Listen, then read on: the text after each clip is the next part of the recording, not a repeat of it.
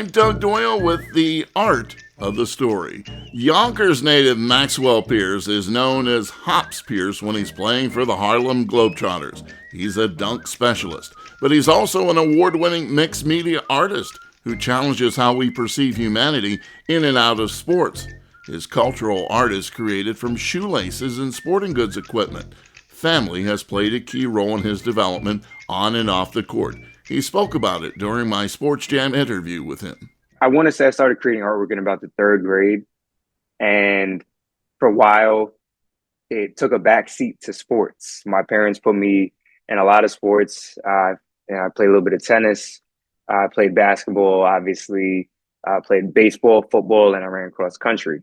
So between practice for those sports and then, making sure I take care of my schoolwork, was always really challenging to give the time that I wanted to art. My grandmother's influence comes in because at one point I was a terrible student academically, not behaviorally, because I was always really shy, but I just didn't see the value in applying myself when I was in middle school. And my grandmother is a former educator for like 40 years or so. So, I've been really lucky to have her as a resource, and she lived across the street from me. So she spent probably 7 consecutive years doing my homework with me every single day. And so she's, largely responsible for my transformation as a student.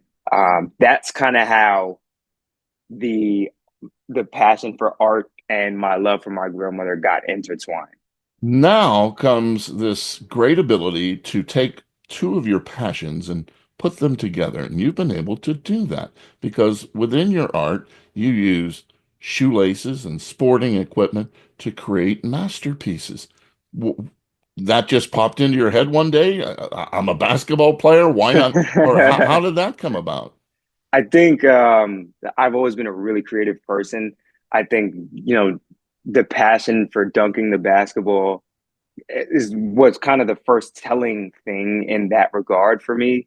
Like, I always enjoyed the creativity that Vince Carter and Nate Robinson had when they dunked. So it wasn't a surprise to me that I loved art because it allowed me to express myself and be as creative as I wanted to. But as I grew older and I experienced, more life as an athlete of color, I was really trying to use sports as a way to combat a lot of the stigmas that come with it.